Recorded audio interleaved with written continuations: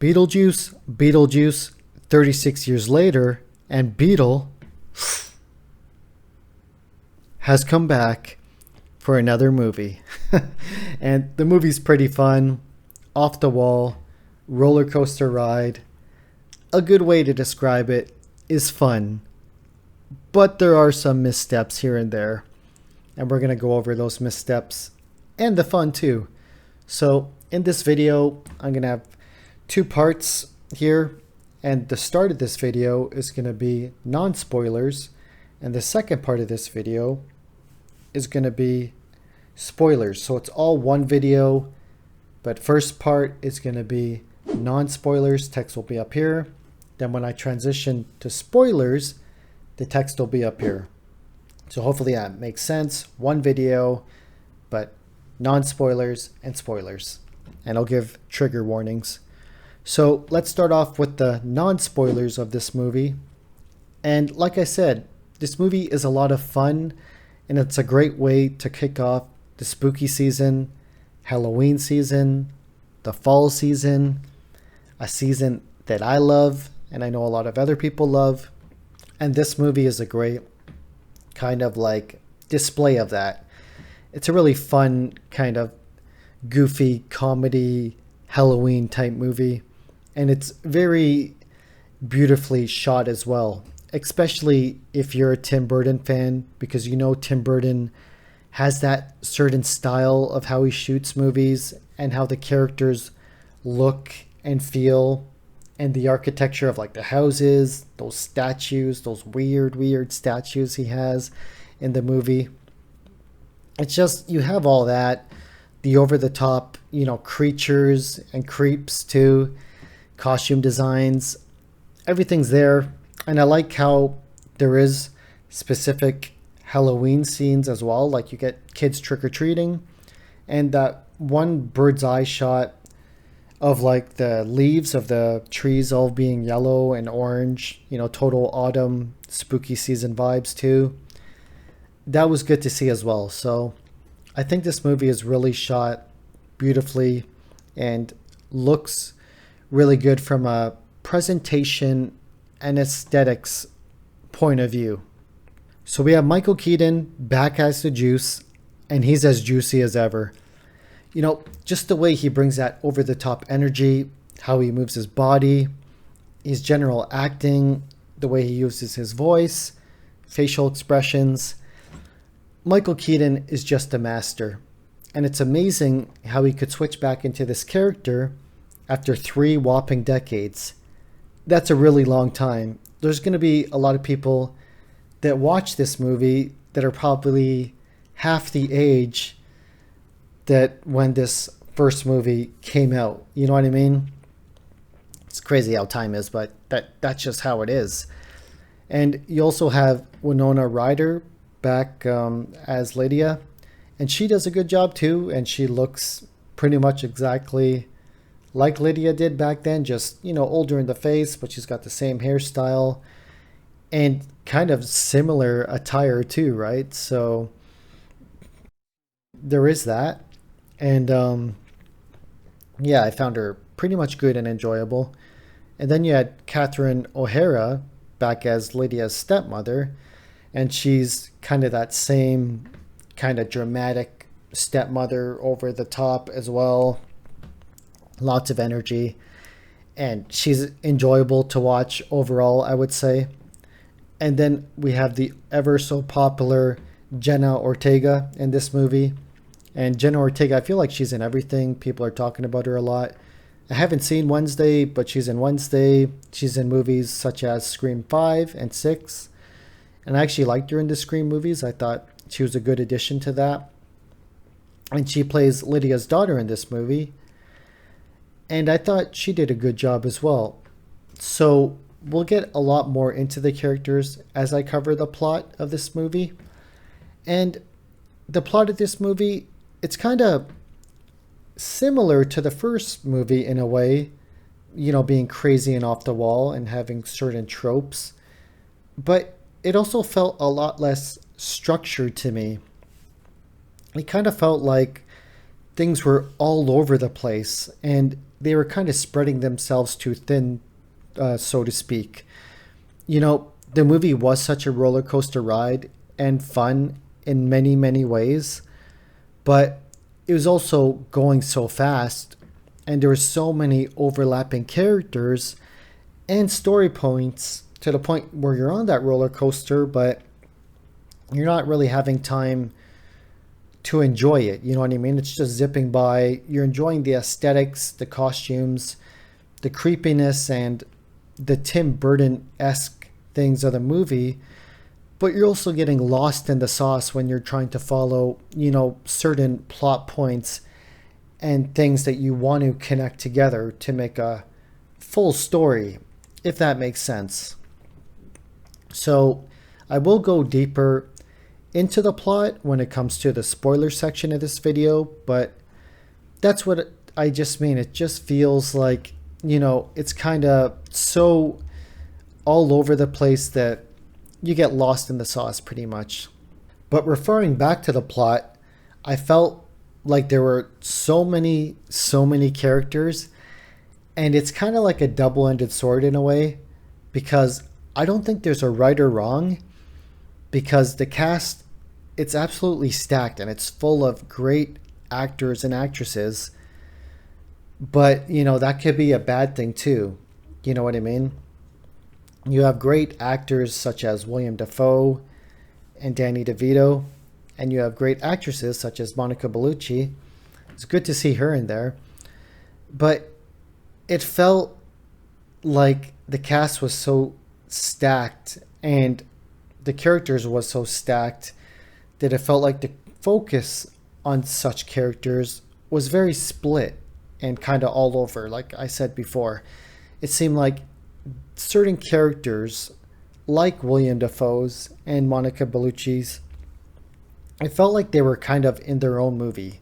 While exploring the Beetlejuice universe, they were just kind of like in their own kind of scenes and ways with the camera filming them, but connecting their characters to the main story of this movie. Hopefully I didn't say it 3 times. I tried to film this video without saying the B word 3 times.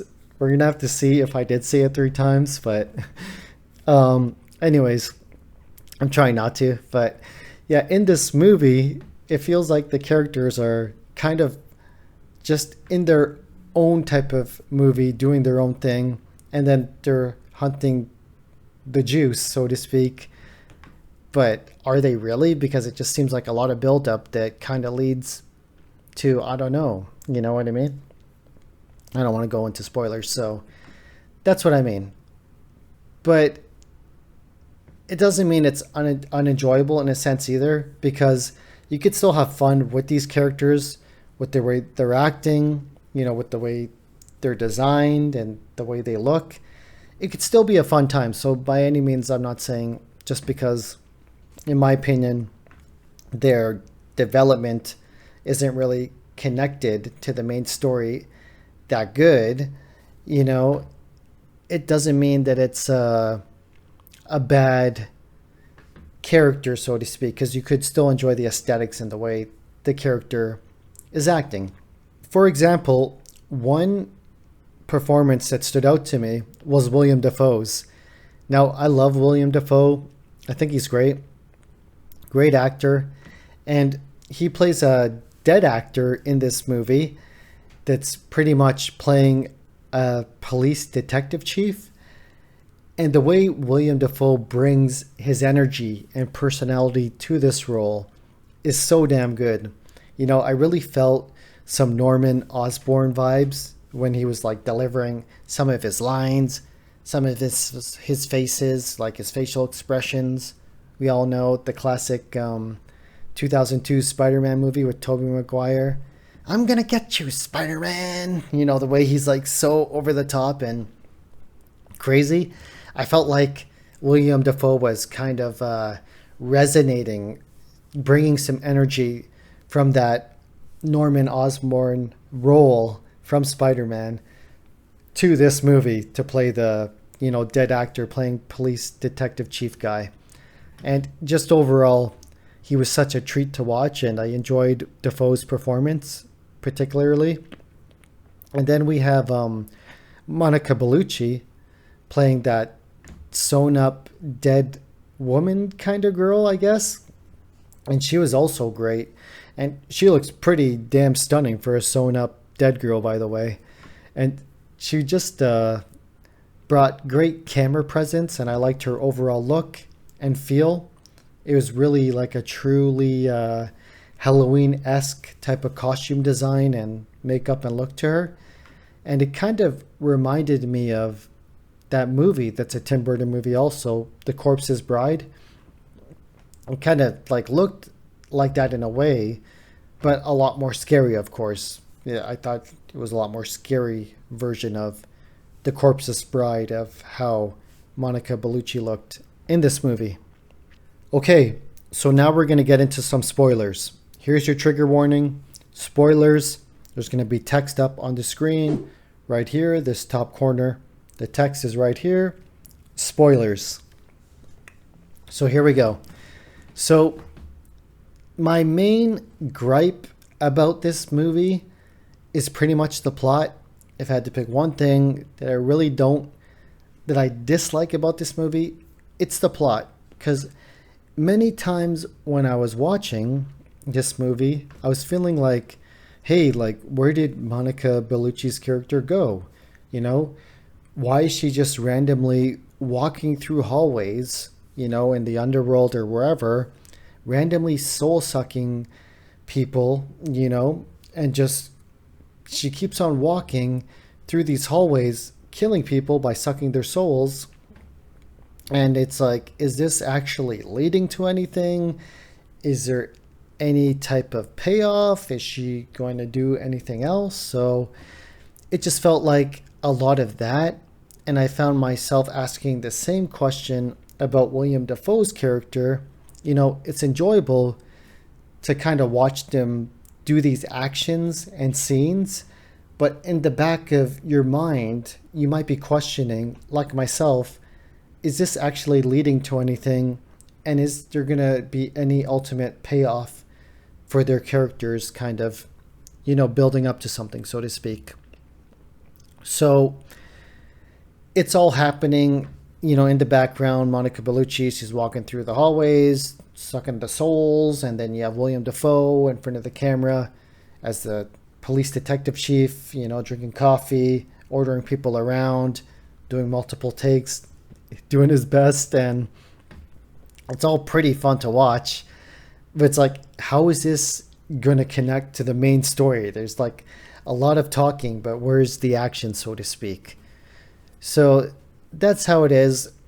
And you have like that main story, I guess, of Beetle marrying Lydia again. But it all felt kind of rushed at the same time as well, you know? Because you have Beetle wanting to marry Lydia, but that's a caveat of Lydia trying to help her daughter in a certain situation, you know what I mean? So I know, it all felt like kind of confusing to me because there was just like a little bit too much going on, if that makes sense. Because if you remember, at the start of this movie, you had something really, really interesting happen with Jenna Ortega's character, Lydia's daughter. She's riding her bike. She breaks through that fence. She ends up hitting a tree. And then in that tree house of the tree she hit, there's a guy there. You know, it's like a young teenager similar to her age. She kind of clicks with him. He takes her inside his house, and he kind of like just takes her quickly by her parents. Like her dad's in the room watching TV, just like zoned out dad. You know, in my mind, I'm percepting like he doesn't really care. He's just focused on TV. So I'm like, that's kind of normal. That's a common trope, and that's how it is. And you have like the mother cooking in the kitchen, taking care of stuff, you know, making goodies. And that's kind of like a common trope too. So I'm like, okay, that's kind of normal. And that makes sense. So I wasn't really suspecting anything. But then eventually you find out that this boy is dead and he killed his parents. And that's where things get super, super interesting. And, the wheels start turning in your head and you start asking more questions. It's like, what's going to happen next? Is Lydia Winona Ryder going to be able to go there in time to get her daughter? Like that plot point of Jenna Ortega and the high school boy or whatever, him being dead, killing his parents, and him taking her to the underworld was a very, very interesting storyline that I felt was just kind of blown over with the Beetle and Lydia marriage, and then the Monica Bellucci, the William Dafoe character, and then everything else happening in the world too. So just felt like there were too many cooks in the kitchen pretty much. And to go back to that storyline about Lydia's daughter and the high school boy, how he's dead and he wants to swap souls with her. So he takes her to the underworld, and then the movie kind of becomes a Catch Me If You Can type situation from there. And it's kind of cool, we got the Soul Train, we got cool music, cool characters in that regard. But it doesn't really feel like that tension, you know what I mean? You don't really feel it there because you have, again, the plot is split on so many different characters, and it's a fun time overall, and you're liking the visual of these characters, and I liked it, and how things are looking, and the laughs and the jokes and the levity, so to speak, and the design. It's always pretty cool in that regard, and that's how it is. I mean, you don't have to focus on the plot of this movie. I'm kind of harping on it, and sorry if it sounds like I'm being a negative Nancy, but that's for the plot. But overall, like, the animation and design of this movie is really good, especially if you're a Tim Burton fan like myself. I feel like the animation of this film is very Tim Burton-esque, and it's his type of world. He has a lot of practical effects as well. The costume designs are great and top tier.